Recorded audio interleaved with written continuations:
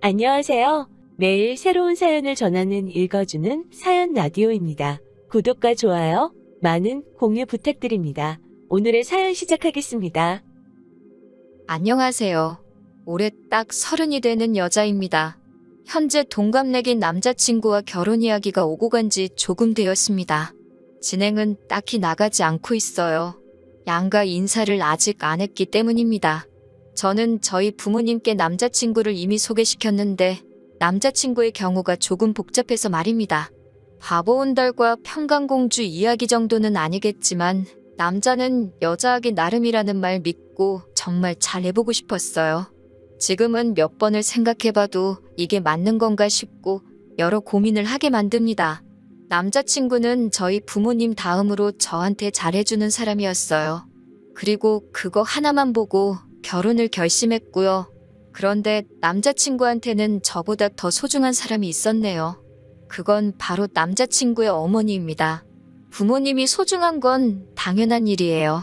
그게 잘못된 거라고 하는 말이 아니에요. 저 또한 결혼 후에 부모님께 효도는 당연한 거라고 생각하는 바이고요. 부모님이 계셨으니 현재 제가 있는 거고 받은 만큼 갚아드리는 건 당연한 거 아니겠어요? 제가 내로남불을 하겠다는 게 아닙니다. 하지만 남자친구 어머니의 이야기는 조금 경우가 다르거든요. 남자친구가 홀아버지 밑에서 힘들게 자랐다는 건 이미 알고 있는 사실이었는데 어머니의 이야기는 제게 먼저 해준 적이 없어요. 상처가 있는 것 같아서 꼬치꼬치 캐묻지 않았고 어렸을 때 돌아가셨겠거니 혹은 말 못할 사정이 있겠거니 하면서 넘겼어요. 궁금하지도 않았습니다. 그런데 저와 남자친구 둘 사이에 결혼 이야기가 오고 가면서 그때 처음으로 자초지종을 알게 되었습니다. 어머니는 남자친구와 남자친구의 동생이 어렸을 때 새살림 차려서 집을 나갔다고 하네요. 어려서 남자친구한테는 그게 받아들이기 힘든 큰 상처였었나 봐요. 심지어 어머님은 어디 야반도주를 해서 연락두절이 되셨던 것도 아니고 꽤나 가까이서 살고 계시기까지 했다고 합니다. 동생이 조금 자라서 엄마 찾으며 땡깡 부릴 때 남자친구가 동생을 데리고 어머님을 찾아가기까지 했었는데 어머님은 어린 자식들한테 찾아오지 말라고 단호하게 이야기를 하셨다고 했다고 하고요. 그냥 그런 슬픈 과거사가 있거니 생각했는데 남자친구의 말에는 어머님을 향한 반발심보다 그리움이 더 커 보였고 아버님에 대한 반발심마저 느껴졌습니다. 저는 남자친구의 말이나 행동에 조금 이상하다는 느낌을 받았어요. 어머님을 그리워할 수는 있지만 그렇다고 아버님을 증오할 필요까지는 없어 보였거든요. 어쨌든 지금의 남자친구가 있기까지 어머님의 도움 없이 자식들 키워낸 아버님의 공이 컸다고 생각하거든요. 충분히 갚아야 할 은혜라고 생각하는데 남자친구는 동생만 아버님 품에서 독립을 하고 나면 아버님은 국물도 없다는 식으로 말을 했어요. 결혼 이야기가 오고 가는 와중이기는 하지만 어쨌든 그때까지는 결혼한 사이도 아니다 보니 남의 집안일에 괜히 상관하고 싶지 않아서 말을 아꼈는데 자세한 내막을 알고 보니 남자친구는 취직을 한 이후부터 어머님하고 지속적으로 연락을 하고 있던 상황이라는 걸 알게 되었어요. 연애하는 동안 저는 남자친구를 이미 부모님한테 인사를 시켰던 상황이었는데 남자친구는 도통 아버님께 저를 인사시키는 자리를 마련해주지 않았거든요. 그런데 어머님 이야기를 제게 털어놓고 난 뒤부터 남자친구는 계속해서 저를 어머님한테 인사시키고 싶어 했습니다. 솔직히 많이 혼란스러웠어요. 인사를 한다면 저는 당연히 지금의 남자친구가 있도록 키워주신 아버님을 먼저 뵙는 게 순서라고 생각했거든요. 그런데 그걸 생략하고 어머님을 먼저 인사를 시키겠다는 거잖아요. 그런데 남자친구는 다짜고짜 아버님은 결혼식 때 부르지도 않겠다는 선언을 하는 겁니다. 혼주석에는 어머님이 오실 거고 아버지와는 연을 끊고 지내겠다고 하는 거죠. 지 결혼이니까 지 마음 가는 대로 하고 싶은 건 알겠는데 자초지종만 들었을 때 어머님이 바람이 나서 피부치 같은 자식들 남겨두고 새살림 차렸을 때 그때 이미 혼주석에 앉을 자격을 잃은 거나 마찬가지라는 생각을 갖고 있었기 때문에 남자친구의 발언이 조금 충격적이기는 했습니다. 결혼이 남자친구와 제가 좋아서 하는 것도 있지만 어쨌든 양가 집안이 하나가 된다는 의미가 더 큰 부분이잖아요. 호적에도 당연히 아버님 밑으로 올라가 있을 텐데 저렇게 막무가내로 나오니 뭐라 할 말이 없더라고요. 말 못할 사정이 있어서 그러냐, 왜 그런 생각을 가지고 있느냐 물어봤는데 그건 일단 자기 어머니부터 만나보고 그러고 나서 말을 해준다고 하기에 일단 알겠다고 했습니다. 그리고 얼마 지나지 않아서 남자친구 어머님한테 인사를 드리러 다녀왔고요. 남자친구 어머님, 첫 인상이 참 강렬했어요. 제가 속으로는 아버님 편이라서 그런가 나이가 많이 젊어 보이시기는 했는데 꾸미고 다니시는 게 문제는 아니지만 그런 것마저도 제 눈에는 좋아 보이지 않았습니다. 50대 초반이시니까 정말 20대 되자마자 결혼하셔서 남자친구를 가지셨던 거죠. 어머님의 자기소개는 충격의 연속이었습니다. 그때는 3살님 차려서 나가셨지만 지금은 또 혼자 지내고 계신다고 하셨고요. 자기가 워낙 개방적이라서 자유로운 만남을 추구하는 사람이라는 말까지 덧붙이시면서요. 얼마 전까지는 남자친구 동생과 아버님이 계시는 곳 같은 지역에서 터전을 잡고 살고 계셨는데 최근에 골프 치다가 알게 된 사람 따라서 서울 근처에서 올라와 계신다고 하셨습니다. 마침 집도 근처니까 며느리랑 이렇게 해서 셋이 자주 보면 되겠다고 하시면서 웃으시는데 솔직히 어머님이 저를 며느리라고 부를 자격이 있다고 생각하느냐 따지고 싶었지만 긴 말 하지 않았어요. 괜히 제가 분위기를 박살내고 싶지는 않았거든요. 졸지의 시아버지만 3명이 생겨버린 이 상황을 웃으면서 넘겨야 하는 건지 이건 아니지 않냐고 솔직하게 내 의견을 말해야 하는 건지 정신이 하도 없어서 표정 관리도 똑바로 못하고 있었습니다. 그런데 남자친구와 이미 이야기가 되어 있던 건지 제가 먼저 묻지도 않았는데 아버님과 헤어지게 된 과거 이야기를 하나씩 술술 풀어놓기 시작하셨어요. 그때는 어려서 아무것도 몰랐다. 남자친구 아버님한테 사기를 당한 거나 마찬가지다 하시면서 침몰하고 있는 배에 같이 타서 둘 다 인생 종치느니 나라도 잘 돼서 애들 챙겨줘야겠다 싶어 3살님 차려서 나간 거라고 하시고 막상 3살님을 차렸더니 그 집구석에서는 애들도 못 만나게 하더라. 내가 뭔 힘이 있겠냐. 일단 나라도 살고 봐야 훗날을 도모하지 않았겠냐. 그리고 이제라도 애들하고 잘 지내기 위해 그 집구석하고도 이별하고 나온 거라고 하시는데 솔직히 제 귀에는 그게 그냥 가져다 붙이는 변명거리로밖에 들리지 않고 그냥 그럴싸한 이유로 자기 합리화를 하고 있다는 생각밖에 들지 않았습니다. 어떤 상황이건 간에 휘덩이인 자식들 버리고 도망간 걸 설명할 수 없잖아요? 어떻게든 엄마 노릇을 하고 싶었는데 3살님 차린 집에서 못하게 막았으면 진작에 그 집구석을 나와서 혼자 지내시더라도 아버님과 이미 갈라섰다 하더라도 충분히 자식들과 교류하며 어느 정도 뒷바라지를 해주실 수 있던 것 아니겠어요? 그런데 그것 또한 3살님 차린 집구석에서 싫어해서 못했다는 걸로 대충 넘어가려고 하시니 한참 어린 제가 보기에도 그 모습이 좋게 보일 턱이 없었습니다. 지금 혼자 계신다는 말도 솔직히 자식들 때문에 그런 건지 아니면 재벌은 남 못 주고 밖으로 돌다가 쫓겨난 건지 아무도 모르는 이야기 아닌가요? 그런데 남자친구 취직하고 나서 연락을 해오셨던 걸 보면 제 생각에는 후자에 더 힘이 실리는 이야기 같은데 제가 아버님 대변인으로 나와서 시시비비를 가리려고 나온 자리도 아니고 그때는 어머니 사랑 못 받고 자란 남자친구가 어머니와 함께 있는 것만으로도 너무 좋아 보여서 최대한 크게 따지고 들지는 않으려고 꾹꾹 참고 있었어요.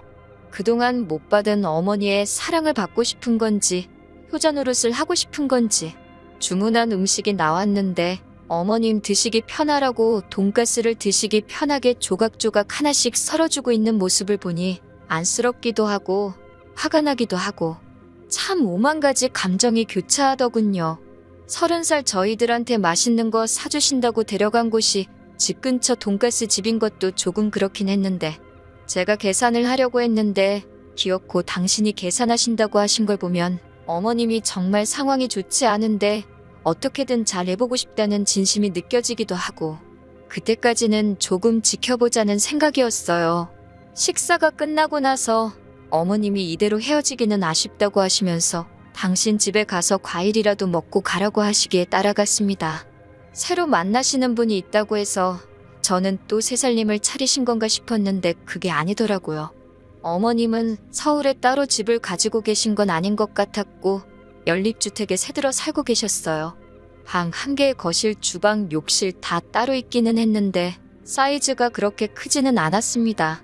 골프 치다가 알게 된 사람 따라왔다는 말에 새살림 차려서 잘 지내시는가 보다 했는데 둘이서 아직 서로 알아가는 단계이다 보니 일단 급한 대로 작은 방 구해서 지내고 계신다고 하셨습니다. 그리고 그 좁아터진 집에서 과일을 먹으면서 이런저런 이야기를 나누는데 어머님께서 시커먼 속내가 잔뜩 담긴 한마디를 하시더라고요. 이렇게 셋이서 있으니까 너무 좋으시다고. 식사 자리에서는 이렇게 셋이 자주 보자고 하시던 말이 이번에는 그냥 이렇게 셋이서 알콩달콩 살아도 좋겠다고 살짝 돌려서 말을 꺼내시더라고요. 누가 들어도 우리 결혼하면 방 한 칸 내달라고 같이 사는 게 어떤지 저를 떠보려고 꺼내신 말로밖에 들리지 않았어요. 남자친구는 어머님 속뜻을 알고 그러는 건지 모르고 그러는 건지 그러면 참 좋겠다고 동조하면서 해실해실 웃고만 있었고요. 집에 돌아오는 길에 저는 이미 느낌이 쎄해서 이 결혼을 해서는 안 되겠다는 생각이 들었습니다. 그래서 남자친구한테 솔직하게 대답해달라고 하고 단도직입적으로 물어봤어요. 혹시 너 지금 결혼하면 어머님 모시고 살고 싶어서 밑밥 가는 거냐고요. 그러니 남자친구는 그게 무슨 소리냐입니다. 어머니는 어머니 인생이 있고 우리는 우리 인생이 있는 거 아니겠냐고 선은 확실하게 긋더라고요. 어머니는 지금 만나는 분도 계시고 한데 왜 우리랑 사시겠냐고 하면서 오히려 그런 질문을 한 저한테 지금 무슨 생각을 하는 거냐고 화를 내더라고요.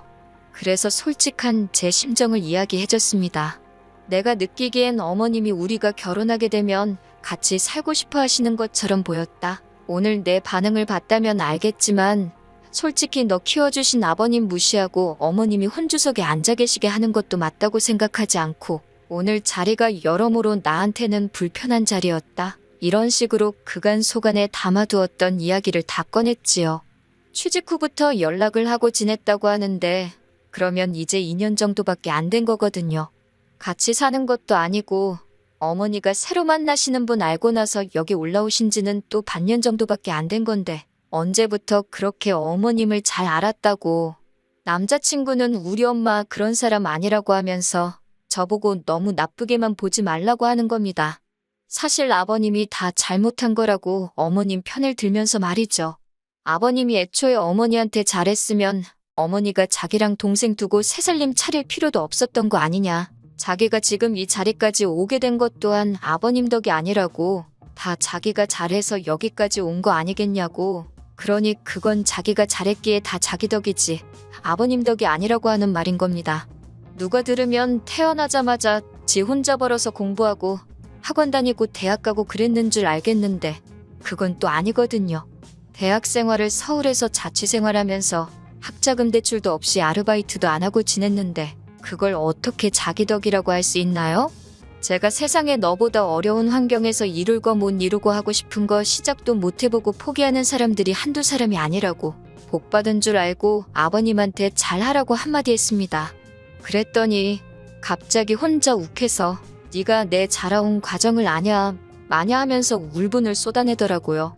근데 딱히 와닿지도 않는 게 솔직히 저도 부모님 밑에서 부족함 하나 없이 자라왔지만 저 또한 속에 담아둔 부분도 있고 불만 가졌던 부분도 있고 그 정도는 다들 한두 개씩 있는 게 아닌가 싶고 그냥 어리광에 투정 부리는 걸로밖에 안 들렸어요.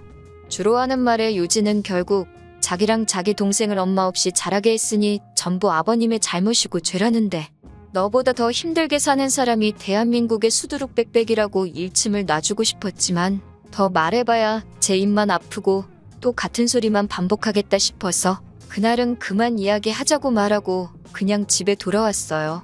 며칠 동안 만나자는 남자친구 연락을 이 핑계 저 핑계 대면서 피하고 혼자서 곰곰이 생각해보다가 결국 결론이 나지 않을 것 같아서 이렇게 사연을 적어봅니다. 남자친구의 어머니를 향한 그리움이 저렇게 뒤틀린 효심이 돼버린 것 같아서 걱정입니다. 이거 아무리 생각해도 결혼 잘 못하는 것 같은 생각이 들어서 고민이 많습니다. 한편으로는 다른 사람도 아니고 자기 어머니 일이기에 충분히 저럴 수 있다는 생각도 들고요. 정말 4년이라는 긴 시간 동안 연애하면서 저한테 화낸 적 단 한 번도 없었던 자상한 사람이거든요. 정말 성실하고 아버님이 혼자 지방에서 몸쓰는 힘든 일 하시면서도 남자친구 서울에 대학 보내고 자취시키고 할 정도로 공부도 잘했고 솔직히 흠잡을 곳 하나 없는 사람이거든요. 덕분에 남자친구의 아버님이 공이 더 크다고 생각하기도 하고요. 아무리 생각해도 저 혼자서는 도무지 답도 안 나올 것 같아서 여러분들 의견 좀 들어보려고 이렇게 사연 하나 보내봤습니다. 안녕하세요. 정확히 3주 만에 다시 찾아뵙네요. 이 상황을 두고 고민했던 제 자신이 다 바보 같다고 느껴질 정도로 치가 떨립니다. 결론부터 말씀드리자면 남자친구 머리채 한 움큼 뽑아버리고 거지 같은 집구석 탈탈 털어버리고 헤어졌어요. 지금은 깔끔하게 정리가 다 된 상태예요. 그렇게 엄마가 좋았으면 애초에 아버지랑 살지 말고 지네 엄마랑 붙어 살지. 아버지한테 받아먹을 건 다 받아먹고 이제 와서 왜 저러는지 정말 모르겠네요. 생각을 정리할 시간이 필요했기에 남자친구와 그동안은 되도록 만나지 않았습니다.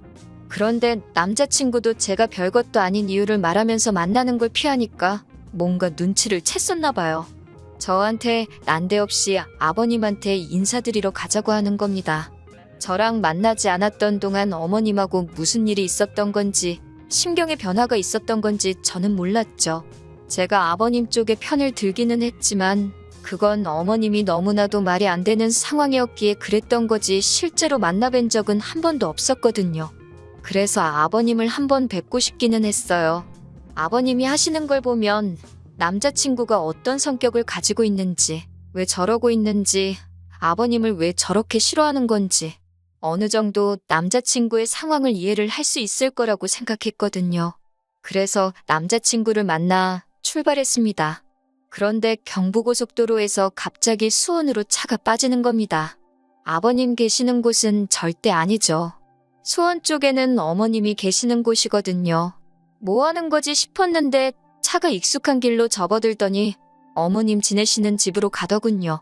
남자친구한테 지금 뭐 하는 거냐 했더니 가보면 안다고 하는 거예요. 집에 들어가니 아버님은 당연히 없고 어머님만 계셨고요. 남자친구한테 작은 목소리로 이게 뭐 하는 거냐고 한마디 했더니 기다리라고만 하는 겁니다. 어머님은 음식 준비에 한참이셨고요. 그 모습을 보니까 오만 가지 생각이 다 들었네요. 아버님이 이 집으로 오시기로 했나 싶기도 하고 어머님은 저희 보고 음식 좀 도와달라고 하시는 겁니다. 거실 한편에 교자상도 펴져 있고 준비하고 계시던 음식을 봐도 대충이 북어포니에서 있는 게 앞만 봐도 식사 때문에 준비하시는 건 아닌 것 같고 제사상이 아닌가 싶었습니다. 그런데 조금 혼란스러웠던 게 두 분이 이혼하신 거잖아요? 그러면 제사를 지낼 이유가 없지 않나 싶었어요. 어머님 쪽에서 남자 형제가 없어서 제사를 어머님이 가져오신 건가? 그런 생각까지 했습니다. 어머님 혼자 하기에는 음식이 많기도 했지만 저한테 사전에 아무런 말도 없이 음식 준비를 시키는 게 기분이 썩 좋지만은 않았어요.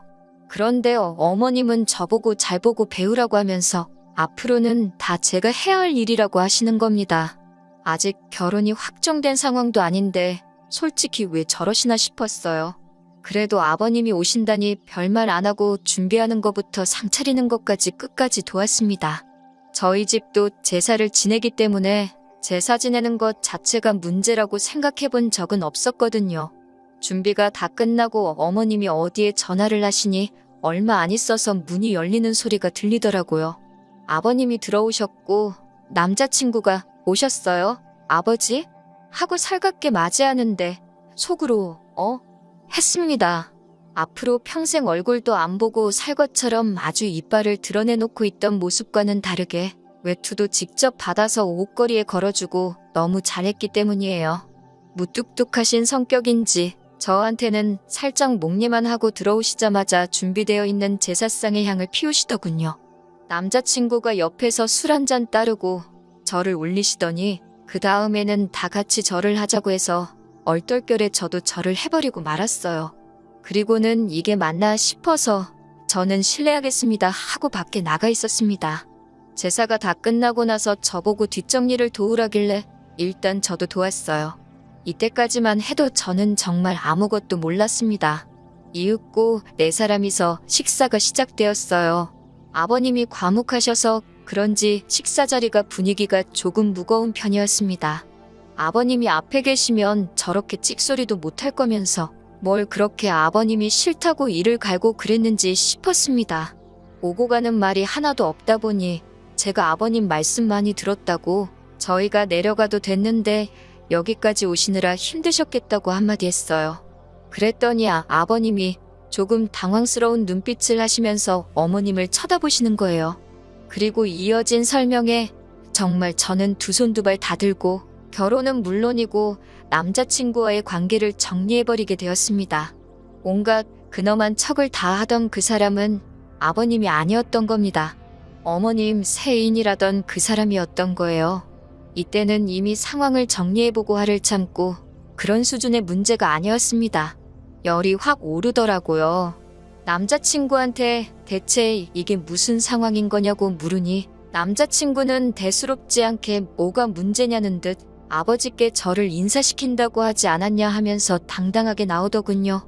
저게 니네 엄마 새애인이지 어떻게 아버지냐고 했더니 저보고 말 조심하라고 하더군요. 앞으로 지한테 아버지는 저 사람 한 분뿐이라나요. 어머님한테 3주 전만 해도 알아가는 단계라고 했는데 벌써 결혼까지 다 하신 거냐고 물어보니 그건 또 아니랍니다. 아직 그 남자 쪽에서 이혼을 하지 않았다고. 그 말을 들으니 화가 나는 걸 떠나서 어처구니가 없더군요. 그러면 저보고 지금 생판상관도 없는 사람 제사 준비를 시킨 거냐고, 그리고 앞으로 제가 하게 될 테니 배우라고 한 거냐고 따져 물었어요. 그러니 이번에는 어머님이 나서서 저한테 통사정을 하는 겁니다. 제가 잘 도와줘야 한다는 거예요. 자기가 그 남자분하고 잘 되려면 제사를 이어받아야 한다고요. 그러면 그분이 지금의 부인과 이혼을 하고 그리고 나서 자기와 결혼을 해줄 거라고 하는 겁니다. 그러면서 자기가 안정적으로 정착을 하려면 저랑 남자친구가 잘해야 한다는 거예요. 어머님의 새애인은 애초에 제가 남자친구랑 분위기가 안 좋아지기 시작할 때 몰래 외투 챙겨서 밖으로 슬금슬금 나가던데 알고 보니 자리를 피해준 게 아니고 분위기가 이상해지니까 아예 집으로 꽁지가 빠지도록 내빼버린 상황이었고요. 정말 토시 하나 틀리지 않고 어머님한테 지금 제정신으로 하시는 말이냐고 한마디 했습니다. 어머님이 잘 되기 위해서 지금 남의 집 귀신을 아직 결혼도 안 한 예비 며느리한테 떠넘기는 거냐고요. 제가 따따따 쏘아붙이며 어머님을 몰고 가니 남자친구가 저한테 버럭 소리를 지르더군요. 시어머니한테 말버릇이 그게 뭐냐고요. 그러면서 지금 이 상황이 전부 다 제 탓인데 저보고 그것도 하나 이해 못해주는 거냐고 적반하장으로 나오는 겁니다. 너네 집이 콩가루인 게 왜 내 탓이냐고, 어떻게 그걸 내 탓이라고 할 수 있느냐고 했어요. 그랬더니 남자친구가 이유라고 설명한다는 말이 제가 어머님하고 합가할 생각이 없다고, 그건 싫다고 했지 않느냐고 하는 겁니다. 그러니 어머님이 하루라도 빨리 새살림을 또 차려서 첩질하는 게 아니라 그 집 구석 안방마님이 돼야지 자기도 안심하고 저랑 결혼을 할 수 있다는 거예요. 아주 속된 말로 이 정도면 아주 연병을 넘어서 예술이 아닌가 싶더라고요. 그대로 남자친구 머리를 한 움큼 집어서 겨우 나랑 이 꼴 보자고 여태껏 키워준 아버지 은혜도 저버리고 자식들 버리고 집 나가버린 어머니를 택한 거냐고 고래고래 소리를 질렀습니다. 머리채를 잡힌 남자친구가 이리저리 흔들리다가 바닥에 철푸덕하고 쓰러졌는데 제 손에 남자친구 머리카락이 한 움큼 잡혀있더라고요. 나자빠져 있는 남자친구를 봐도 성질이 안 풀리길래 어머님한테도 사람이 그러는 거 아니라고, 염치가 얼마나 없으면 자식들 앞에 다시 나타날 생각을 하시냐, 자식들로 모자라 멀쩡한 집안 파탄내고 예비 며느리 등골까지 빨아먹으면서 살고 싶냐고 염치 좀 찾고 살라고 했습니다. 남자친구와 연락 없이 지내던 3주 동안 저도 어느 정도 마음 정리가 끝나가던 상황인지라 그렇게 집안을 아주 뒤집어 놓고 나오는데 신기하리만치 아쉬움이 전혀 없었고 오히려 깔끔하게 다 털고 정리해버릴 수 있었다는 사실에 속이 다 후련하더군요. 평소였으면 연락이라도 몇 번 왔었을 텐데 그동안 아무런 연락도 없는 걸 보니 잘못을 뉘우친 건지 아니면 남은 인생 이제 엄마한테 등골 쪽쪽 빨리면서 살기로 결심한 건지 저한테 아무런 연락이 없네요. 차라리 잘 된 것 같아요. 4년 연애한 시간이 허송세월로 느껴질 만큼 허무하지만 오히려 제가 정리 못하고 이 관계를 질질 끌고 갔다면 아마 저도 화병 때문에 제명에 못 살았을 겁니다. 더 더러운 꼴 보기 전에 빠른 결심을 한 게 잘했다 싶어요. 한편으로는 제가 그동안 엄청 착하게 살아왔나 싶기도 하고 어머님한테 고마운 부분도 있기도 해요. 괜히 저랑 남자친구가 결혼하고 나서 남자친구 앞에 나타났다면 그건 그거대로 더 큰일이었을 테니까요. 깔끔하게 결혼 이야기 오고 가기도 전에 정리할 수 있는 계기를 주셔서 말입니다. 어떻게 보면 지옥 불구덩이에 발을 담그기 전에 하늘이 제게 기회를 주신 게 아닌가 하는 생각마저 들어요. 이런 기회를 주신 것에 대해 항상 감사하며 앞으로도 항상 착한 일만 하면서 살아야겠습니다. 긴 이야기 들어주셔서 감사합니다. 오늘의 사연은 여기까지입니다. 구독과 좋아요, 알람 설정해주시면 앞으로 더 좋은 사연으로 찾아오겠습니다. 감사합니다. 안녕하세요.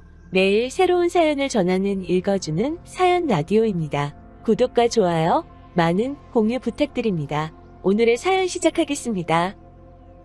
안녕하세요. 올해 26되는 여자입니다. 결혼을 준비하고 있었고 준비도 어느 정도 되어 있던 상황이었어요. 26 나이에 결혼식 날짜까지 잡아놓으니 제가 다 잡은 고기라고 생각한 건지 예비시댁에서는 제가 무슨 남자친구가 없으면 못 살고 어디 모질이 천치의 남자의 환장한 여자인 줄 알았나 봅니다. 말도 안 되는 억지를 부리면 제가 다 받아줄 줄 알았나 봐요. 일단 저는 디자인 관련 업계에 몸담고 있는 사람입니다. 26이면 아직 한참 된 나이라고도 볼 수 있는데 제가 벌써부터 결혼을 준비하게 된 이유는 얼른 취직이든 뭐든 해서 편하게 삶을 살고자 함이 아닙니다. 자화자찬 같아서 쑥스럽지만 저는 그래도 제가 몸담고 있는 업계에서 짧은 경력치고 꽤나 평판이 나쁘지 않은 적당히 유명한 주목받는 사람이에요. 그런데 몇 달 전에 미국에 있는 한 회사로부터 파격적인 조건의 입사 제의가 들어왔습니다. 가족들과 떨어지는 게 아쉽기는 했지만 몇 주간의 고민 끝에 입사를 하기로 결정했어요. 비자라든지 해서 수속하는데 시간이 걸리기 때문에 저한테는 시간적 여유가 있는 편이었습니다. 지금 다니는 회사도 국내에서는 떠오르는 회사로 명성이 자자하지만 새 회사에서 제시한 조건이 워낙에 파격적이었거든요. 물론 가서도 제가 여기서 하는 것 이상으로 해야 할 테고 그 길이 쉽지 않은 길일 테지만 저의 미래나 경력에도 한국에 머무는 것보다 도움이 될 거라는 확신이 있었지요. 저보다 6살 연상의 남자친구는 원래는 미술 쪽 공부를 했던 사람이고 지금은 직장을 다니고 있지만 전공과는 전혀 무관한 일을 하고 있어요. 하지만 남자친구 역시 유명한 대기업에서 일을 하고 있고 연봉도 상당한 편입니다. 당연히 제가 미국에 가면 헤어지는 게 아쉽기는 했지만 자리 잡고 안정적인 현실을 저를 위해 포기할 거라 생각하지도 않았고 바라지도 않았어요. 그런데 제가 미국에 있는 회사에 입사를 하게 되면서 남자친구가 오히려 이렇게 된 거 우리 결혼해서 자기도 같이 미국에 가겠다 조르기 시작했습니다.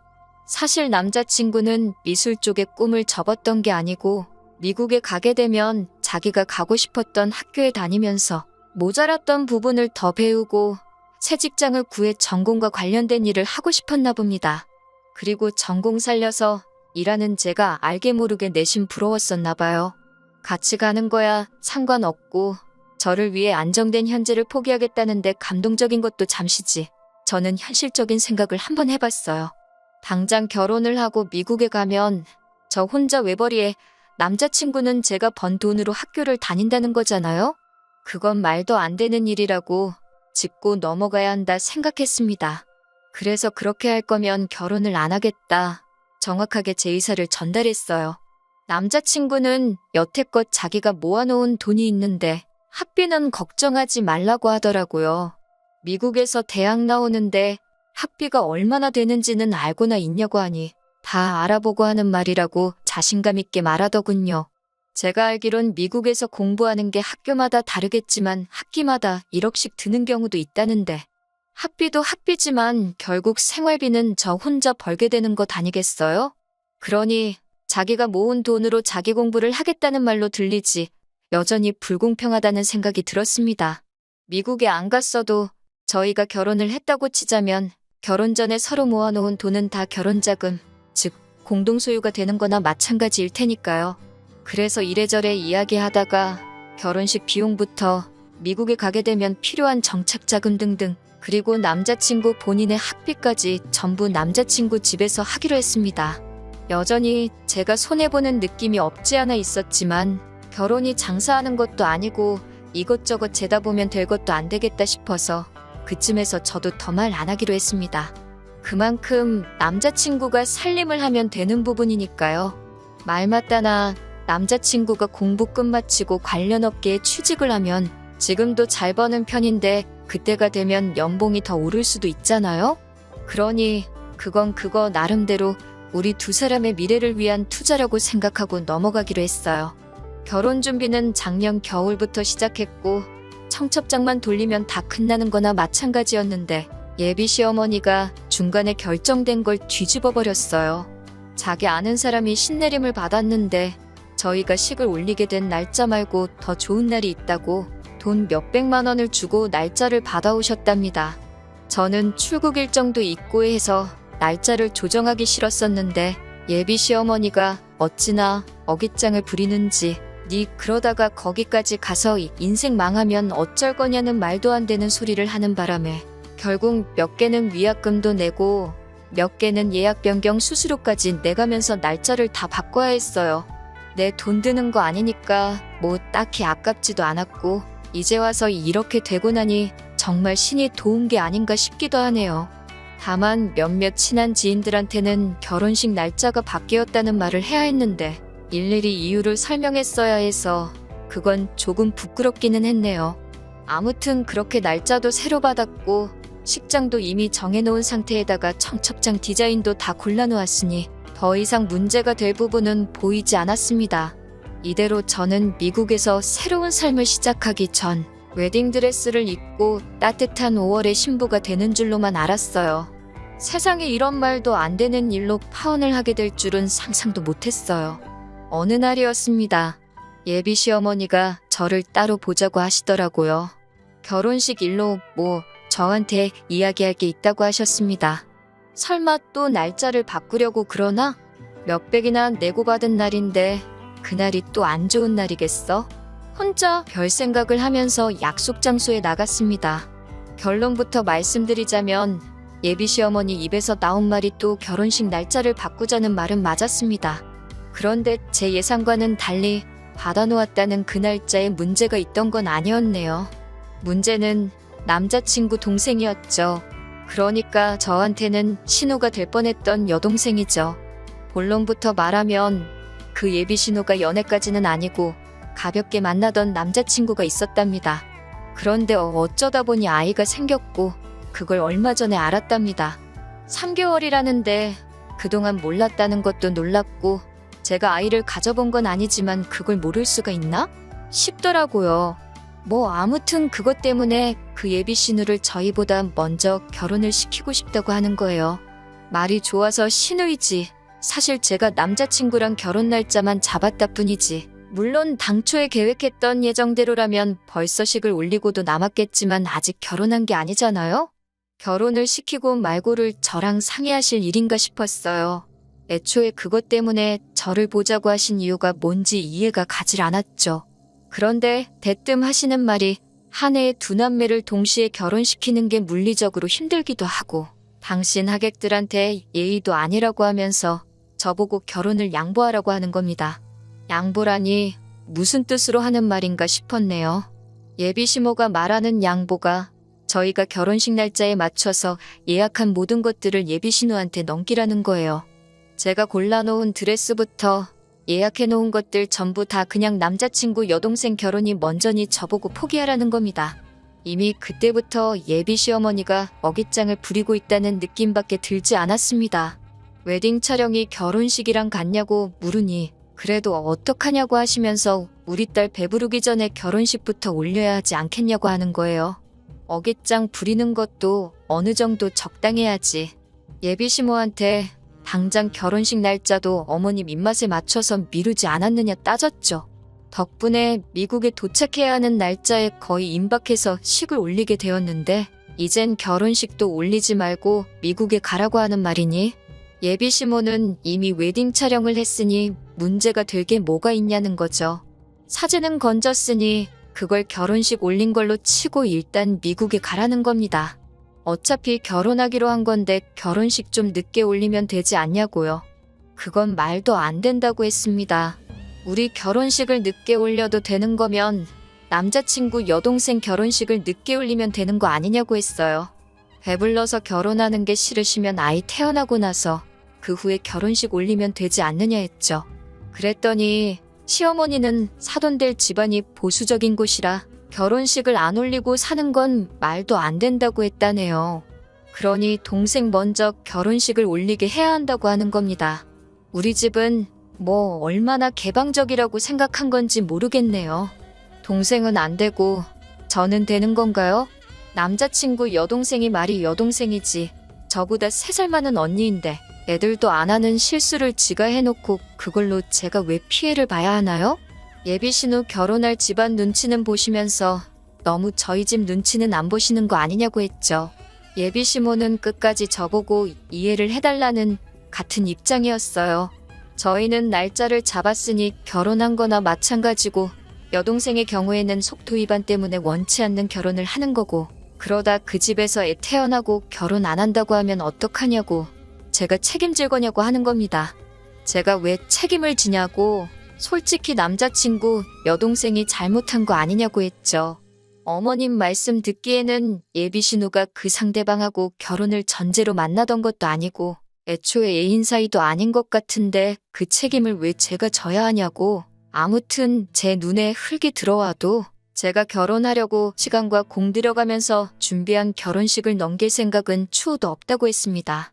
저도 고집을 꺾을 생각은 없었지만 어머님이 상황 좀 이해해달라고 통사정을 하시더라고요. 하도 어이가 없어서 저도 열이 받아서 그런지 그래도 시어머니 되실 분한테 너무 큰 소리를 친 것 같아서 조금 진정하고 다른 좋은 방법이 없나 생각을 해봤어요. 그러면 차라리 예약해놓은 식장에다 한번 전화를 해보자고 했죠. 그래서 가능하다면 저희 식 끝나고 곧바로 예비 신우가 이어서 식을 올릴 수 있게 하면 어떻겠냐고 말이죠. 합동결혼식까지는 아니지만 어차피 그 어머님 쪽은 그 하객일 텐데 뭐 문제될 게 있느냐고요. 솔직히 그렇게 하는 것도 죽기보다 싫었지만 정말 제 딴에는 엄청 많이 양보했다고 생각했거든요. 제 결혼 축하해주러 오신 하객분들이 어떻게 생각할지 모르니 그게 제 얼굴에 침 뱉는 일일 수도 있다고 생각했습니다. 그래도 그 정도는 어떻게 견뎌내보려고 제 딴에는 예비 시모가 말하는 양보까지는 아니지만 최대한 서로 좋은 쪽으로 알아보려 하고 있었어요. 세상 어느 누가 인생에 한 번뿐인 결혼식을 신우랑 합동으로 같이 하고 싶겠어요? 그런데 예비 시모는 제가 그만큼 희생했다는 고마움은 하나도 없는지 저한테 어떻게 사람이 그렇게 저만 알고 이기적이냐고 다른 사람도 아니고 신우의 일인데 그렇게 정없는 소리를 쉽게 하냐고 하면서 역정을 내시더군요. 어디가 그렇게 이기적이냐고 따져 물었더니 저보고 축의금은 어떻게 할 거냐는 겁니다. 두 남매 동시에 결혼시킨다고 하객들이 축의금을 2배로 준비해 오겠냐고 여태까지 뿌린 돈이 얼만데 그 손해가 막심하다고 하는 거예요. 저보고 축의금을 물어줄 거냐고 하시네요. 신우 때문에 그러시는 거냐 아니면 돈 때문에 그러시는 거냐 물으니까 당연히 신우 때문에 그러는 거지 하시는데 솔직히 신우보다는 축의금이 가장 큰 문제 같아 보였습니다. 그러다가 곧장 돈 문제를 걸고 넘어지시더군요. 결혼식 비용은 어차피 자기들이 부담하는 거 아니냐고 내 돈으로 올려주는 결혼식인데 내가 내 아들을 결혼시키든 내 딸을 결혼시키든 그건 돈 내는 내가 결정할 문제라고 하시면서 이제는 그 돈 얼마나 들었다고 그걸 가지고 갑질을 하면서 또다시 막무가내로 저보고 결혼식을 양보하라고 하시는 겁니다. 니들은 내년이나 내후년에 잠깐 한국 들어와서 다시 식을 올리면 되는 일이라고요. 자기가 결혼식 날짜를 미룬 덕분에 아직 청첩장도 안 돌렸으니 주변에 설명하기도 쉽지 않느냐고 하는 거예요.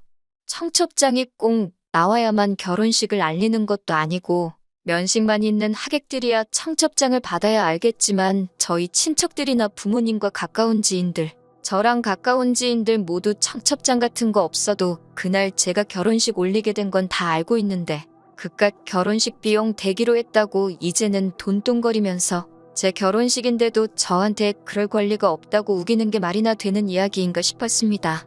결혼식 비용도 그래요. 제가 공짜로 결혼하나요? 애초에 지금 좋은 직장 다니는 거 포기하고 자기가 더 공부하고 싶다는 거 이해해주고 당장 공부 끝날 때까지는 저 혼자 버는 돈으로 생활하는 것도 이해해준 건 전데 말이죠. 막말로 남자친구가 그 돈을 들여서 공부한다고 지금 다니는 직장보다 더 좋은 회사에 갈 수 있는지 없는지는 그때 가봐야 아는 거 아닌가요? 더 이야기해봐야 끝도 안 날 이야기 같고 이대로 가다간 결혼식을 예비 신우한테 양보를 하고 말고 하기 전에 제가 시어머니랑 대판 싸우고 아예 결혼 이야기가 뒤집어지겠다 싶어서 남자친구랑 이야기해보는 게 좋겠다 싶었습니다. 그래서 그날 저녁에 남자친구를 만났어요. 전화로 할 이야기는 아니겠다 싶었는데 차라리 전화로 할 걸 그랬다는 후회가 밀려왔습니다. 지 여동생 일이라고 남자친구는 이미 어머니랑 이야기가 끝나 있던 상황이었던 것 같네요. 내가 내 남편 될 사람하고 이야기를 하는 건지 아니면 고집부리던 예비시모랑 말하고 있는 건지 싶더라니까요. 어떻게 저보고 이번 한 번만 양보하면 안 되겠냐고 하면서 빌듯이 사정을 하더라고요.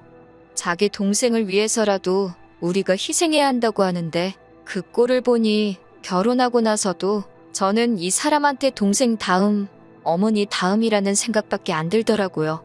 그래서 결혼 날짜 양보해주겠다고 했어요. 동생 먼저 결혼시키라고요. 남자친구가 고개 숙여서 저한테 빌듯이 부탁을 하고 있었는데 동생 먼저 결혼시키라는 저희 말에 고개를 번쩍 들면서 진짜? 하고 묻더라고요. 얼굴 표정은 싱글벙글해서 아까까지 당장이라도 울 것처럼 하던 표정은 온데간데 없고 아주 화색이 돌더라고요.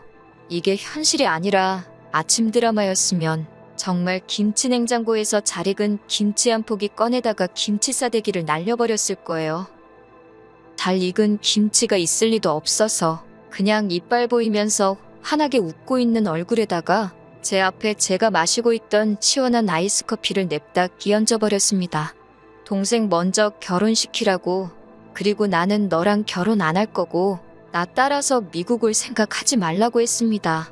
저는 당장이라도 미국 회사와 연락해서 날짜 앞당기고 미국으로 떠날 테니까 원하는 대로 네 동생 먼저 결혼시키고 꼭 네 동생 다음, 니네 부모님 다음이어도 괜찮은 그런 정신 빠진 여자 찾아서 결혼하라고요. 그리고 동생 결혼시키는 건 상관없는데 내가 내 결혼하려고 알아본 것들을 그대로 가져다 쓸 생각은 하지 말라고 쏘아붙이고 집으로 돌아왔네요. 다음 날 날이 밝자마자 업체들하고 싹 다 통화했어요. 웨딩 사진은 아예 데이터조차 존재하지 않게 싹 다 삭제해달라 했고 예식장이고 스드메고 다 예약 취소했습니다. 예식장도 예약 대기가 걸려 있어서 제가 예약 취소하고 위약금 내자마자 다른 대기자한테 돌아갔다고 하네요. 위약금 그까짓 거 내 돈으로 냈지만 하나도 아깝지 않았습니다. 내가 내 발품 팔아가며 알아본 모든 것들을 남자친구 여동생이 가져가는 꼴을 봤으면 제 평생 두고두고 후회를 했을 것만 같아요. 그리고 남자친구한테 말한 대로 곧바로 미국 회사에 연락해서 출국 일정 조정하고 당장 그 다음 주에 곧바로 미국에 도착해서 그 다음 주부터 출근하기로 결정했네요. 남자친구고 어머님이고 저한테 계속 전화가 오는데 받지도 않고 있습니다. 어차피 출국하면서 해지해버릴 전화번호니까요. 쉴 새 없이 오는 문자를 하나 읽어보니 자기들 생각이 짧았다고 미안하다고 하면서 동생 결혼식 날짜를 조정할 테니 예정된 대로 결혼하자고요. 물은 이미 엎질러졌는데 이제 와서 다시 담아보려고 한들 소용이 있겠나요? 오히려 저렇게 울며불며 하는 꼴을 보니 다른 건 몰라도 제가 시원하게 결정을 잘 내렸다는 생각이 듭니다. 5월에 신보고 뭐고 왜 비혼주의자들이 늘고 있다고들 하는지 그 말이 엄청 와닿네요. 앞으로 저도 한동안은 결혼 문제로 시달리지 않고 새로 시작할 제 새로운 직장에 올인하려고 합니다. 안녕하세요. 벌써 4달이나 지났네요. 저는 지금 미국 서부에 있습니다. 별다른 문제 없이 미국에 잘 도착했고 지금은 정신없이 회사 생활하고 있어요. 더 일찍 후기를 보내드릴 수 있었는데 정신없이 바빴고 이제 조금 여유가 생겨서 늦게나마 보내봅니다. 아마 모르긴 몰라도 미국에서 새 직장 생활 시작한 것과 그 과정에서 파혼까지 결심했던 게 제 인생에서 가장 잘 내린 결정 중에 하나라고 생각합니다. 미국에 도착한 지 얼마 되지 않아서 저와 남자친구를 같이 알고 지내던 지인에게서 전 남자친구의 근황 소식을 들었거든요. 어찌나 속이 후련하던지 그날은 정말 꿈도 꾸지 않고 꿀잠을 잤어요. 일단 남자친구 이야기부터 하자면 남자친구는 이미 저랑 파혼하기 전에 원래대로라면 올렸을 결혼식 이후 출국 일정 맞춰서 사직서를 제출했었답니다. 당장 돈 때문에 전공하고는 전혀 관련 없던 회사 생활을 해야 했던 게 엄청 스트레스였었나 봐요. 그래서 미국에서 새로 공부를 시작하기로 했던 게 엄청 기대가 되었었나 보죠. 그런데 문제는 저와 파혼을 할 줄 몰랐던 거죠. 이미 사직서가 수리가 된 상태에서 철회를 할 수가 없었다나 봐요. 이걸 부당해고라고 소송까지 냈나 본데 법원에서도 회사 편을 들어줬다고 하더라고요. 알고 보니 회사에서도 인력난이 있어서 사직서가 수리되기 전에 남자친구를 한번 붙잡았다네요. 그런데 남자친구는 필요 없다고 했나 봅니다. 그런데 회사 쪽에서도 남자친구 실적이나 이런 걸 보니까 딱히 더 좋은 조건을 제시할 필요가 없었는지 그대로 진행이 되었다고 하고요. 남자친구한테 굳이 저희 결혼식 날까지 다닐 필요도 없고 일찍 나가고 싶으면 일찍 나가도 된다고까지 했었다네요. 그나마 대우가 좋은 회사에 월급도 잘 주던 회사였는데 남자친구는 저와의 파혼과 동시에 실직자가 돼버린 거예요. 주변에다가는 그걸 다 제 탓이라고 아주 사기꾼 같은 여자를 만나서 자기 인생 망했다고 하고 다닌다는데 솔직히 제가 책임져줘야 할 문제는 아니라고 생각합니다. 애초에 말도 안 되는 억지 안 부렸으면 결혼도 하고 자기가 원하는 공부도 시작했었을 텐데 말이죠. 제가 파혼 선언하고 잘못했다고 한 것도 잘못을 뉘우친 게 아니라 이대로 실직자가 되어버릴까봐 가짜로 사과한 게 아닌가 하는 생각도 들어요. 그런데 남자친구가 저렇게 된 이야기보다 더 속 시원한 이야기까지 듣게 되었어요. 남자친구의 여동생 또한 결혼을 못했다고 하네요. 그 보수적이라는 사돈될 집이 엄청 빵빵한 집안이었다나 봐요. 애초에 남자친구 여동생도 그걸 목적으로 아이가 생긴 걸 알고도 모른 척 했던 거고요. 그 집에서는 솔직히 남자친구 여동생이 며느리감으로 별로라고 생각을 했던 거죠. 그런데 그 와중에 사돈 맺는다고 저랑 파혼하기 전에 남자친구 학비도 대줄 수 있느냐 마느냐 그런 이야기를 했었나 봐요. 그러니 그쪽 집에서도 남자 쪽도 잘못이 아예 없는 건 아니지만 아이 하나 생겼다고 자기 아들을 그 집구석에다가 팔아버리면 앞으로 손주 앞세워서 엄청 뜯어가겠구나 하는 판단을 했던 거죠. 솔직히 며느리 될 사람도 아니고 며느리 될 사람의 오빠 유학비까지 내달라는 건 칼만 안 들었지 완전 강도 아닌가요? 그 집에서도 딱 계산을 하고 선을 긋기 시작한 거죠. 그래서 신혼집으로 강남에 28억 정도 하는 아파트를 준비를 한 다음에 그에 상응하는 예물예단과 혼수를 요구했다고 하네요. 당연히 남자친구 집에서는 그걸 준비할 여력은 안 됐고 그쪽 집은 그 조건을 못 맞추면 결혼은 없던 일로 하겠다고 나오고 그렇게 돈 가지고 서로 줄다리기 하다가 결국 파혼당하게 되었다고 합니다. 제가 결혼식 날짜를 양보하고 말고 할 문제가 아니었던 거예요. 애초에 제가 여동생에게 양보를 했다고 해도 결국 결혼 이야기 오고 가는 와중에 파토가 나는 건 안 봐도 뻔한 일이었던 거고요. 남자친구 어머니는 적어도 능력 있고 자기 아들 뒷바라지까지 해주겠다는 세상 둘도 없는 며느리를 놓쳐버린 거예요. 어차피 성사될 결혼은 아니었지만 따지고 보면 집안 빵빵한 사위까지 잃은 거고요. 혹시 아나요? 거기서 남자친구 학비 어쩌고만 안 하고 거지근성 안 부렸으면 정말 그 사위까지 얻었을지 말이에요. 처음에는 제 결혼을 망칠 뻔한 여동생이 원망스러웠는데 제가 번지수를 잘못 찾은 거였어요. 당장 눈앞에 이익을 쫓느라고 자기 결혼식이며 아내 될 사람인 저를 못 챙긴 남자친구와 욕심 많은 그 어머니가 문제였던 건데 말이죠.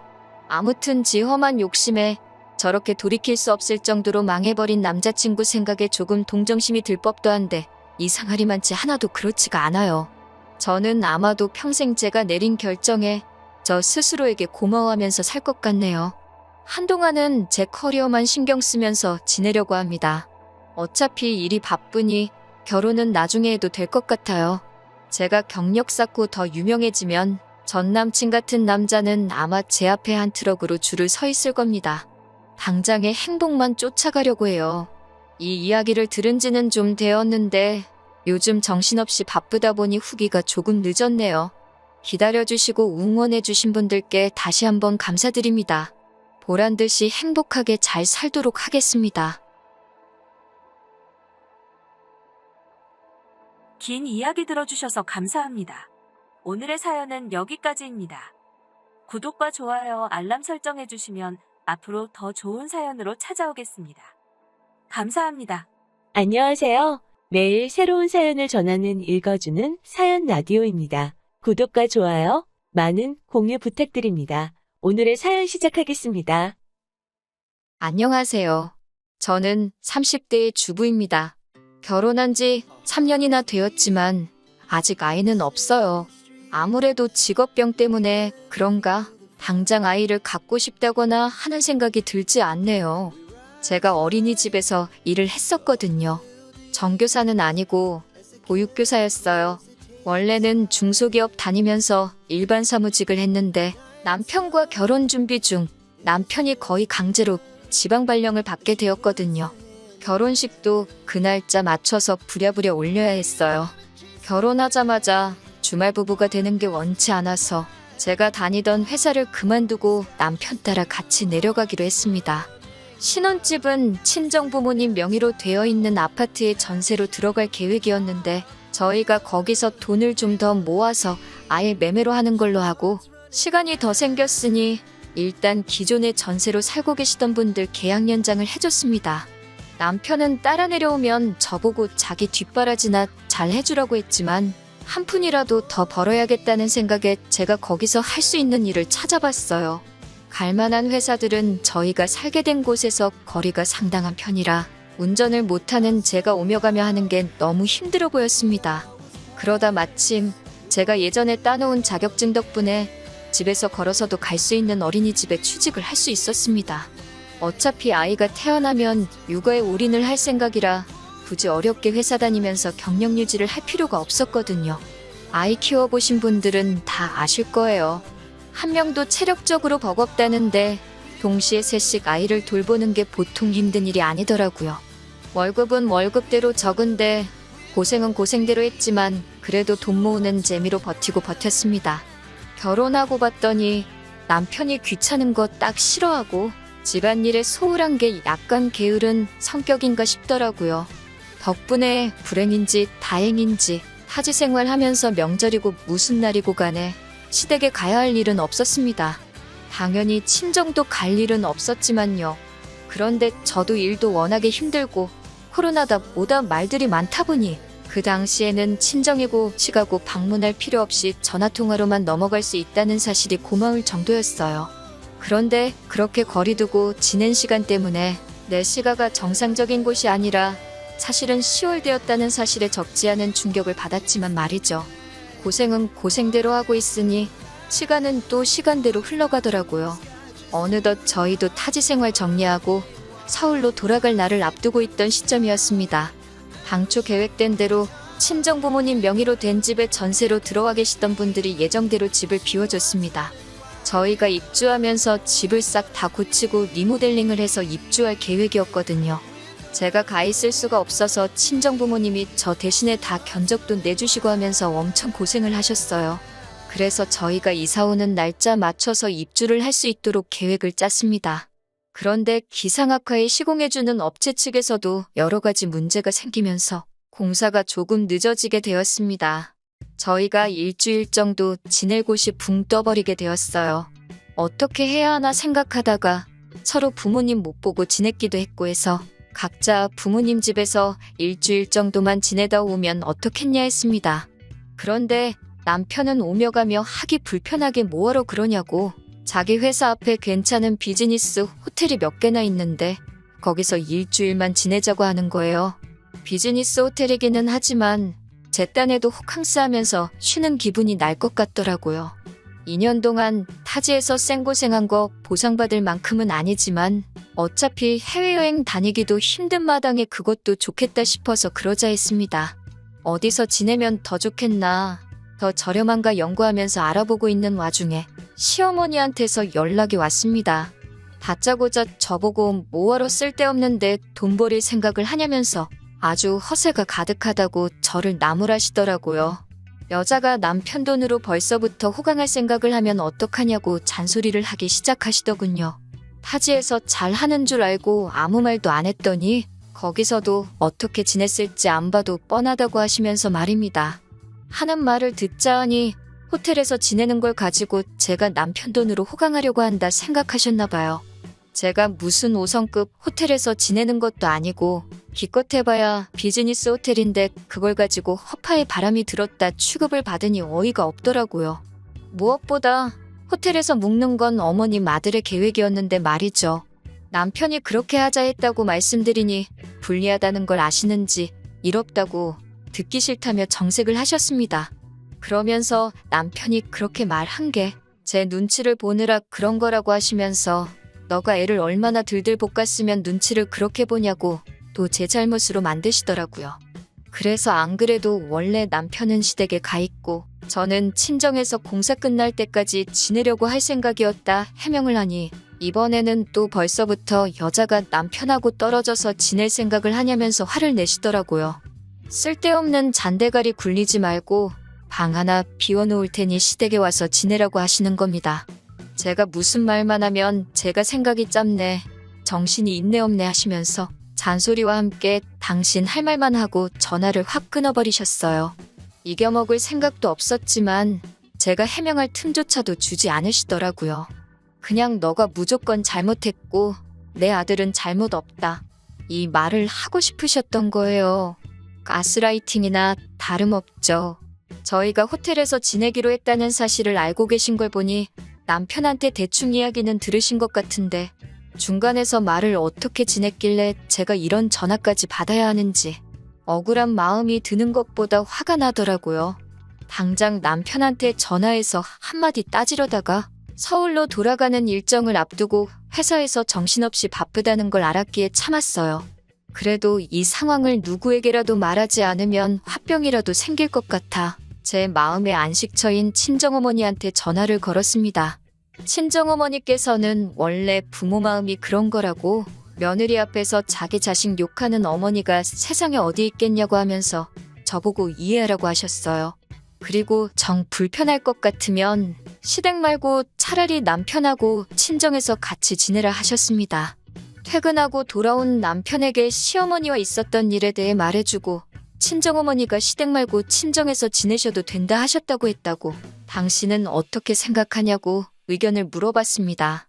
남편은 길게 생각하기가 싫은 건지 네가 그러고 싶으면 그러라고 저한테 선택을 떠넘기더라고요. 어디서 지내는 게 무슨 상관이냐고 하는 겁니다.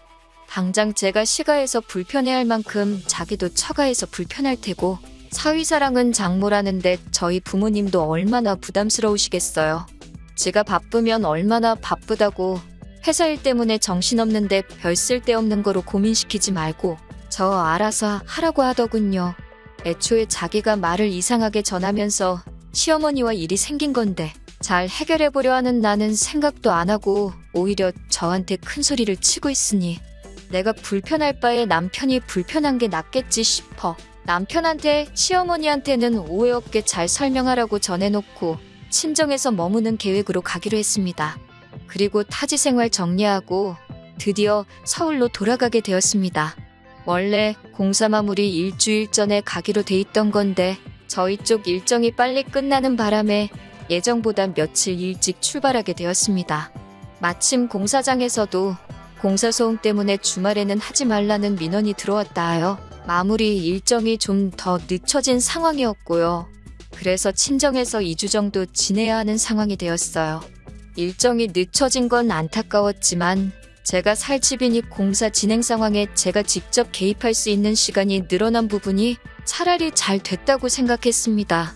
친정어머니가 싫은 소리도 잘 못하시는 성격이시다 보니 제가 꼬치꼬치 개입하고 그래야지 않겠나 싶었거든요. 친정집에 도착하고 나서 남편한테는 시어머니께 잘 도착했다고 곧 찾아뵐 계획이라고 연락을 드리라고 했고 남편은 분명히 저한테 그렇게 하겠다고 했습니다. 그렇게 친정에서의 생활이 시작되었는데 친정어머니께서는 그래도 사위가 왔다고 매 끼니마다 고기 반찬이며 이것저것 해주셨어요. 친정아버지께서도 퇴근하시는 길에 사위가 뭐 좋아하냐고 물어보시고 매일같이 빈손으로 오시는 법이 없었습니다. 솔직히 한두 번은 먹었던 것도 먹어도 되는데 매 끼니마다 매번 다른 걸 차려주셨어요. 여태 떨어져 지냈으니 그동안 안 해준 것 다 해주시는 거라 하시는데 그래봐야 고작 2년이었는데요. 그런데 남편은 감사해야 하는 거야 당연한 건데 별로 그런 티도 안 내더라고요. 맛있다, 감사히 잘 먹었다 뭐 그런 말도 없고 아버지가 조금 친해져 보려 이 말 저 말 먼저 건네시는데 남편은 네, 아니요 딱 두 가지 말만 단답형으로 대답하고 대화를 단절시켰어요. 뒷정리 같은 거 누가 시키지도 않았지만 적어도 지가 처먹은 건 싱크대에 담궈놓고 갈 수 있잖아요. 재롱 부리는 것까지 기대도 안 하지만 살갑게 구는 것 또한 어려운 일 아니지 않나요? 그런데 식사가 끝나버리면 그냥 자리에서 일어나서 방으로 들어가서 문 쾅 닫아놓고 아주 나 처가에서 불편하게 지내고 있다고 광고를 하고 앉아있더군요. 어머니께서 회사 일이 얼마나 피곤하면 저러겠냐고 뭐라 하지 말라고 하시며 말도 못 꺼내게 저를 말리셨어요. 그러고 방에 따라 들어가면 누워서 핸드폰 만지작대면서 인터넷만 하고 있더군요. 그런 부분이 몹시도 서운했지만 참으려고 노력했는데 친정에서 지낸 5일째 저녁에 시어머니한테서 어이없는 전화를 받게 되었습니다. 전화를 받으니 시어머니께선 서울 올라오기로 한 날이 지났는데 어찌 연락도 없고 코빼기도 안 비치냐고 기어이 자기 말을 무시하고 호텔로 들어간 거냐며 지금 어디냐고 성질을 있는 대로 부리기 시작했어요. 알고 보니 남편이 시어머니한테는 저희가 일정이 앞당겨진 건 물론이고 친정에서 지내게 되었다는 사실조차 따로 말한 적이 없었던 겁니다. 분명히 남편한테 미리 연락드리라고 했는데도 남편은 기어이 제 말을 무시하고 귀찮다고 아무런 연락도 안 한 거예요. 그 상황을 설명드리니 시어머니는 남편이 잘못한 것 또 인정 못하고 저한테 너는 손이 없냐 발이 없냐 하시면서 또 기어이 제 잘못으로 만드시더군요. 전화로 성질을 얼마나 바득바득 부리시는지 밖에 계셨던 저희 어머니께서 그 소리를 듣고 방까지 따라오셨습니다. 제가 전화로 시어머니한테 호되게 당하고 있는 꼴이 안쓰러우셨는지 전화기를 넘겨받아서 시어머니와 직접 통화를 하셨어요. 그래도 사돈이 전화 바꿨다고 목소리가 곧바로 너그럽게 바뀌시더니 나긋나긋하게 영업용 통화를 하시더라고요. 어머니는 대충 상황을 알고 전화를 받은 거니 최대한 좋게 시어머니께 자초지종을 설명하셨어요. 딸아이 타지에서 오래 고생을 해서 당신이 저희 보고 친정에서 지내라 먼저 이야기를 했던 거니 노여움을 푸시라고 하시며 조곤조곤 말씀하셨어요. 시어머니도 거기다 대고 화를 내면 자기가 이상한 사람 되는 거를 아시는지 별다른 말씀은 안 하셨나 봐요. 그래도 시어머니도 똑같이 당신도 아들 못 본 지가 시간이 기니 그러면 저희가 친정에서 며칠 더 지내고 남은 날들은 시댁에 와서 지내게 하자고 하시는 거예요. 친정어머니 마음에는 제가 거기 가서 어떤 꼴을 당할지 대충 예상이 되셨는지 그렇게는 못하게 하고 싶으셨지만 시어머니 입장도 틀린 말은 아니다 보니 어떻게 하실 수는 없었습니다. 그래서 결국 친정에서 이틀을 더 지내기로 했어요.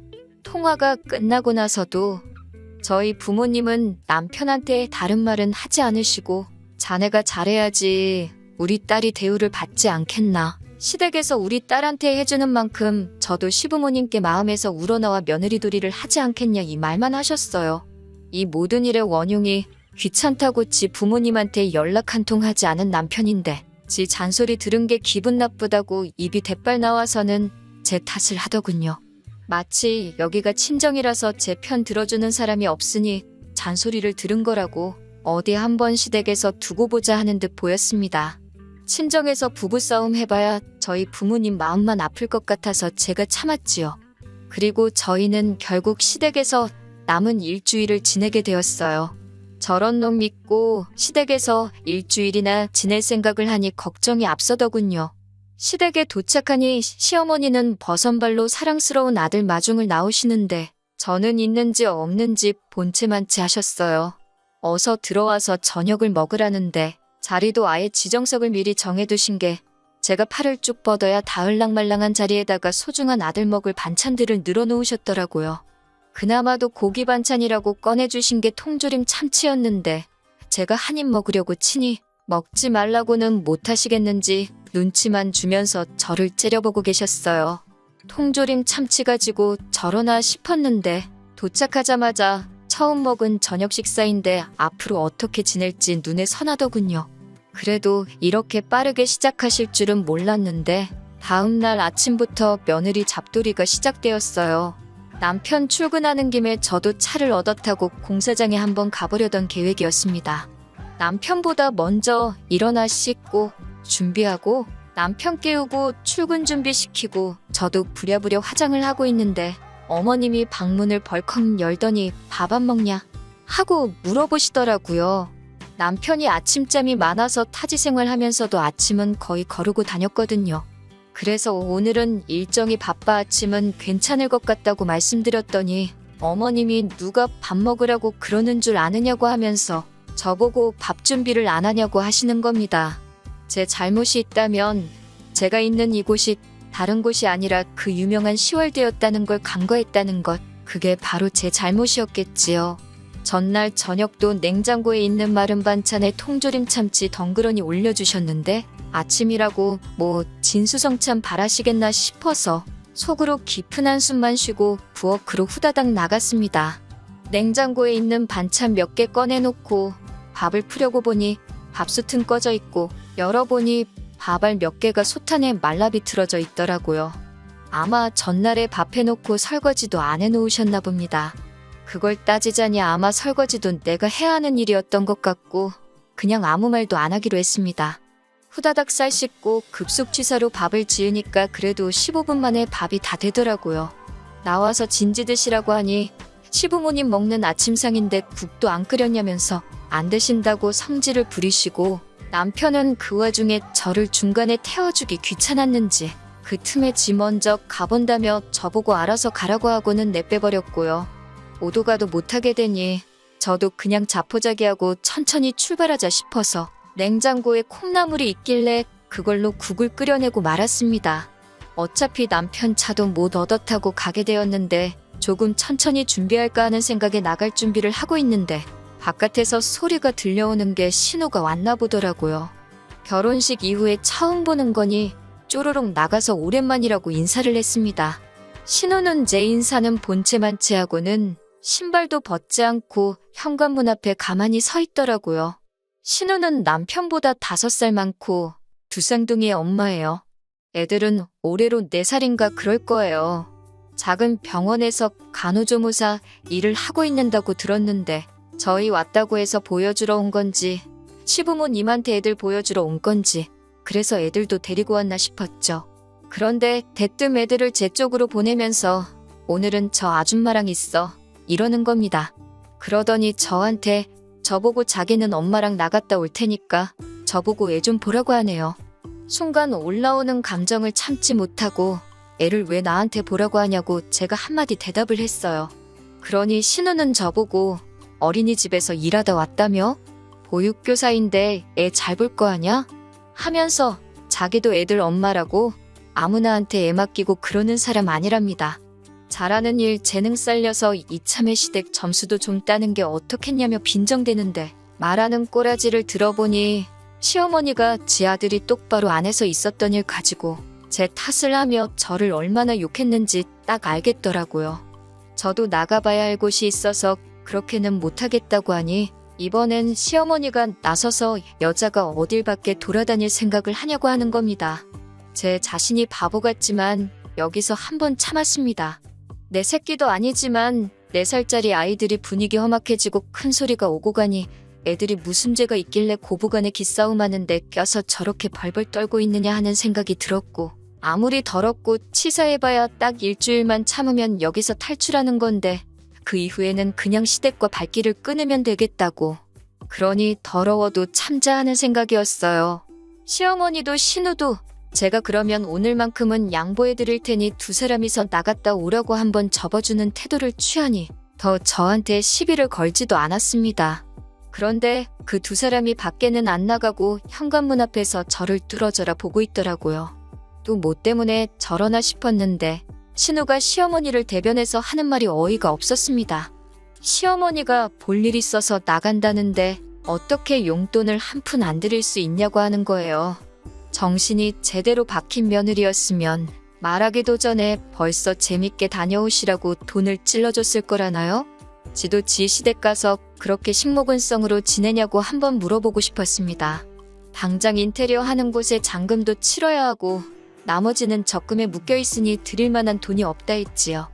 그러니 시어머니가 어떻게 시댁에서 일주일이나 신세 지면서 맨입으로 거저먹을 생각이었냐면서 염치가 있네 없네 뭐라 하시더군요.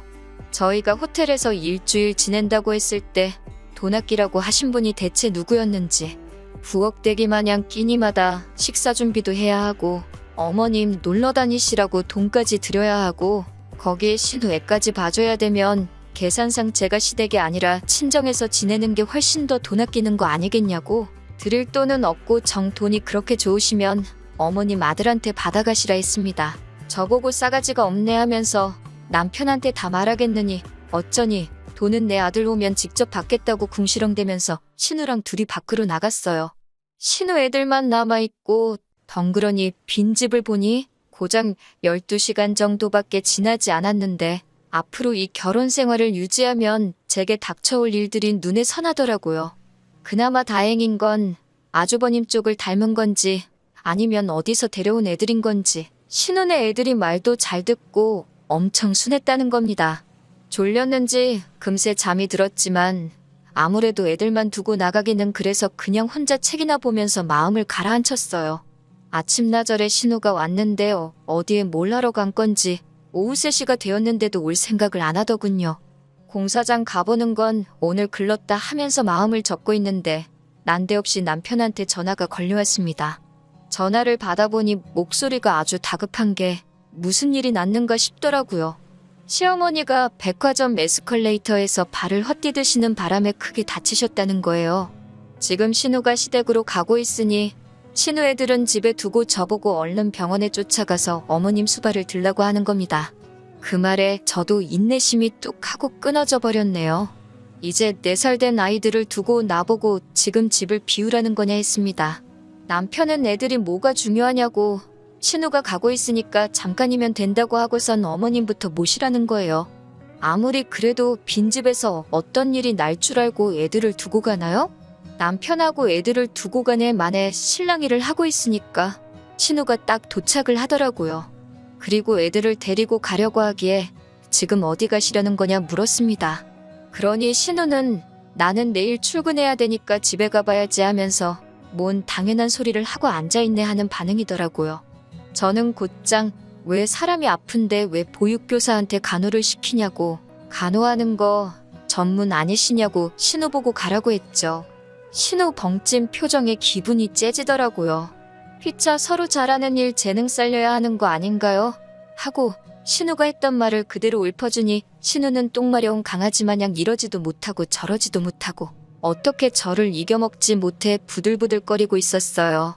제가 마음먹고 고집 부리는 걸 알고 있으니 신우도 안 되겠다 싶었는지 그러면 어머니는 자기가 챙길 테니 애들 좀 부탁한다고 하는 겁니다. 거기다 대고도 저는 싫다고 했어요. 저는 이제 이 집 며느리를 더 할 생각이 없다고. 점수 따야 할 시가족도 시부모도 없는데 내가 뭐하러 애를 보냐고요. 남한테 자기 자식 떠넘기듯이 부모도 떠넘길 생각하지 말라고 일침하고 저는 그 길로 싸놓은 짐 들고 나와 친정으로 향했습니다. 한 방 먹여주고 기분 좋게 친정에 가고 있는 길인데 남편한테 전화가 오더라고요. 저보고 지금 제정신이냐고 말입니다. 내 인생에 지금 그 어느 때보다 제정신이고 네가 가족들한테 잘하고 부모한테 효도하고 싶으면 그건 네가 알아서 할 일이라고. 니네 가족 일을 왜 나한테 떠넘기냐고 한마디 쏘아붙였습니다. 당신이랑 재결합할 생각 없고 앞으로 하고 싶은 말 있으면 변호사 통해서 하라고 소리치고 전화는 끊어버렸어요. 시댁에 간지 하루가 지나지 않아 짐 싸들고 친정에 돌아온 저를 본 어머니께서는 대충 무슨 일이 있었는지 짐작을 하신 건지 긴 말은 하지 않고 저한테 잘했다고 하셨어요. 질질 끌고 참아가며 살바해야 이렇게 빨리 끊는 게 훨씬 낫다고 했습니다. 다행히도 남편 사이에 애도 없으니 새 출발하는 게 뭐가 어려운 일이겠냐고 해주시던걸요. 몇 달간의 이혼 소송 끝에 이혼을 하게 되었습니다. 혼인기간이 짧으니 재산 분할할 것도 없고 위자료 뜯어낼 것도 없었어요. 대신 제가 타지까지 가서 생고생한 게 있으니 신혼집으로 하려고 했던 저희 부모님 아파트 리모델링 한 부분에 대해서는 더 긴 이야기 하지 말자고 했습니다.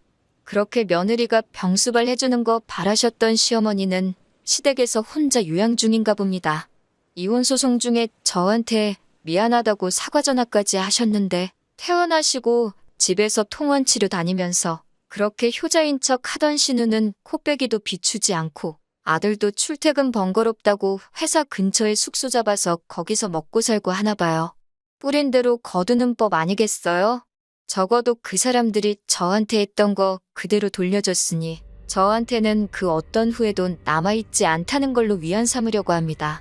가만히 있었으면 중간이라도 갈 뻔했었는데 며느리 식모처럼 부려먹었어야 직성이 풀렸었나 싶네요. 긴 이야기 들어주셔서 감사합니다. 오늘의 사연은 여기까지입니다. 구독과 좋아요, 알람 설정해주시면 앞으로 더 좋은 사연으로 찾아오겠습니다. 감사합니다.